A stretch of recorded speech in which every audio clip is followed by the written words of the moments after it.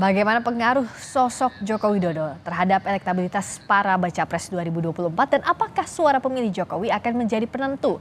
Kita akan berbincang dengan sejumlah narasumber, juru bicara tim pemenangan Prabowo Subianto, Habibur Rahman, kemudian Ketua DPP PDIP Eriko Sotarduga dan peneliti Litbang Kompas Eren Mashkurila. Selamat malam, Bapak-bapak.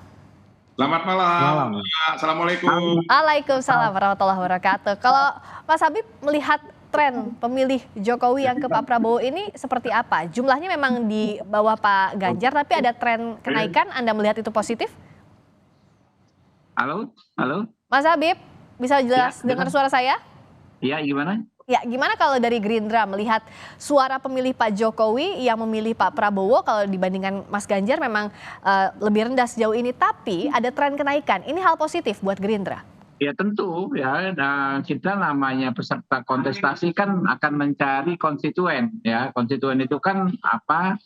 Cakupannya seluruh warga negara Indonesia yang memiliki hak pilih, termasuk orang-orang yang dahulu memilih Pak Jokowi di pemilu 2019 maupun 2014. Ya kami berbesar hati kalau ada tren kenaikan pemilih Jokowi yang sekarang ternyata memilih Pak Prabowo. Kita bayangkan dahulu ya, Pak Prabowo ini kan dikatakan sebagai ya rival yang sangat keras ya dengan Pak Jokowi. Nah, bagaimana bisa orang yang dulu tanda kutip berseberangan dengan Pak Prabowo kok justru sekarang mendukung Pak Prabowo sekarang justru mendukung Pak Prabowo. Nah, ini akan terus menjadi rujukan kami, hasil-hasil survei seperti ini kami akan terus melakukan berbagai macam strategi untuk menggait ya, untuk memenangkan hati pendukungnya Pak Jokowi ya. Kita tahu beliau adalah tokoh yang sangat dihormati, tingkat kinerja yang luar biasa, bahkan approval rate beliau tinggi sekali. Oke. Nah, kalau dari Bung Eriko gimana melihat survei ini, masih percaya diri suara pemilih Pak Jokowi sebagian besar akan ke Pak Ganjar? Ya, begini Mbak, kita kan tentu harus berdasarkan apa yang ada ya. Ini dari hasil Litbang Kompas dan kami meyakini bahwa Litbang Kompas ini kan memberikan survei itu bukan ada yang dibiayai, tetapi dibiayai oleh diri sendiri oleh tentu dari Kompas. Kami sangat berterima kasih kepada Litbang Kompas, dan kalau kita melihat dari hasil survei Litbang Kompas yang lalu, begitu juga dari survei-survei yang ada, kita harus berbicara jujur bahwa pada waktu kejadian yang FIFA, begitu juga dengan kontroversi yang dianggap merupakan kontroversi, itu kan sempat terjadi penurunan.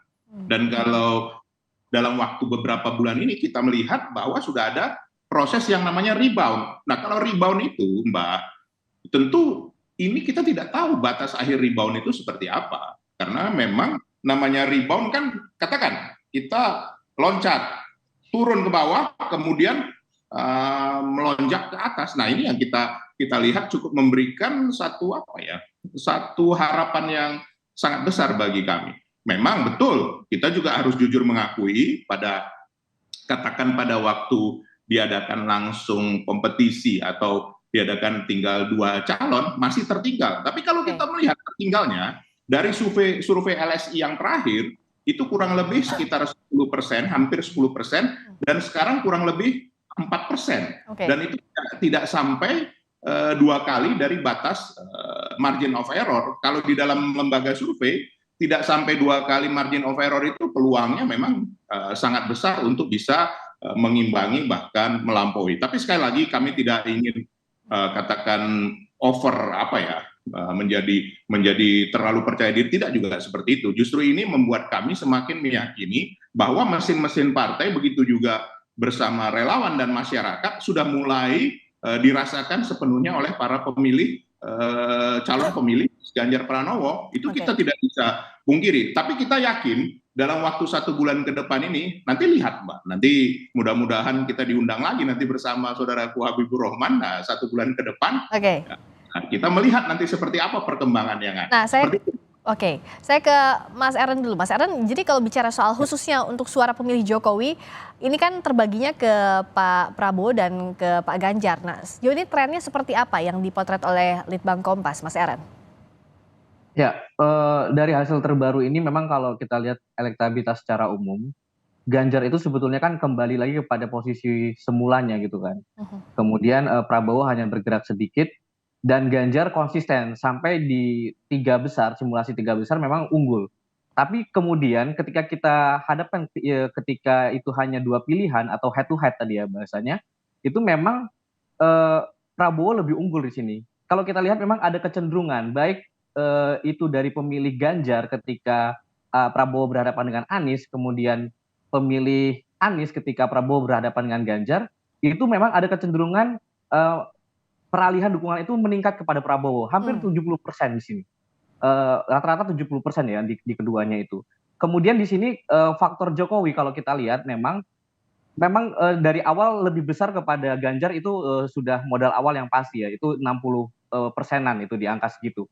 Tapi kalau kita lihat setidaknya dari 3 survei kita ke belakang di tahun ini, kenaikan itu terjadi pada aliran dukungan dari pendukung pemilih Jokowi di pemilu sebelumnya itu kepada Prabowo sekarang. Hampir sampai sekarang itu di angka 36% lebih. Yang dulunya mungkin baru di sepertiga ketika Prabowo itu beralih masuk ke dalam kabinet dan lain sebagainya ya. Ada simpatisan Jokowi yang ikut mendukung di situ juga. Tapi di sini sudah meningkat sampai dengan lebih dari 36%. Ini cukup menjadi satu modal yang sangat besar dan ini tentunya bagi Prabowo tren positif itu terlihat sekali ya dibandingkan dengan dua kandidat lain untuk peralihan dukungan pendukung Jokowi ini. Gitu. Oke, singkat saja masing-masing, saya ke Mas Habib dulu. Seberapa penting kalau Gerindra melihat suara pemilih Pak Jokowi dan faktor Pak Jokowi ini jadi penentu di Pilpres nanti? Mas Habib. Ya penting sekali ya suara pendukungnya Pak Jokowi karena jumlahnya tentu sangat besar sekali ya dan banyak di areanya adalah di daerah-daerah yang dahulu Pak Prabowo kurang bisa menangkan. Nah ini kan berarti kalau bagi kami akan melengkapi ya ceruk-ceruk yang kurang penuh sebelumnya. Karena itu ya kami ya tentu strategi kami ya diarahkan agar bisa memenangkan hati mereka ini gitu loh. Oke. Kalau mendapatkan dukungan dari mereka ini. Oke, kalau Bung Eriko, seberapa penting suara pemilih Jokowi dan faktor Pak Jokowi? Jangan lupa Mbak, bahwa Pak Jokowi adalah kader PDI Perjuangan dan memang dari awal, dari mulai wali kota itu diusung dan juga diperjuangkan oleh PDI Perjuangan bersama juga dengan mitra kerjasama kami. Hanya saya harus mau menyampaikan secara jujur, sampai saat ini hasil survei yang ada, ini dari hasil survei ya, bahwa sekitar 81-82% penduduk Indonesia puas dengan hasil kerja dari Bapak Presiden Joko Widodo, itu tidak bisa dipungkiri dan itu memberikan pengaruh. Hanya sekarang kan representasi itu masih terbelah, katakan seperti itu. Kalau kami meyakini pada waktunya itu akan kembali lagi. Yang kedua Mbak, ini juga kita bisa bersama-sama mengingat, kami tentu sudah mempersiapkan program-program yang terbaik untuk ke depan. Tanggal 5 September nanti kan sudah berakhir masa tugas dari Mas Ganjar sebagai Gubernur Jawa Tengah. Kalau selama ini kan masih ada keterbatasan. Kalau nanti setelah tanggal 5 September beliau sudah bisa menjalankan fungsinya secara utuh. Dan itu kita harapkan untuk bisa lebih meningkatkan. Mudah-mudahan nanti Kompas survei lagi di September ya Mas, supaya kita bisa nanti diundang lagi dan bisa ini bersama-sama. Terakhir kalau Mas Eren, jadi bagaimana menempatkan pendukung suara pemilih Jokowi ini ke proporsi hasil survei secara keseluruhan? Ya, tentu tadi dengan tingkat kepuasan Jokowi di akhir-akhir tahun jabatannya ini akan dengan tingkat kepuasan yang sangat besar tadi ya, tentu itu akan membuat posisi Jokowi akan sangat penting dalam pemilu mendatang gitu.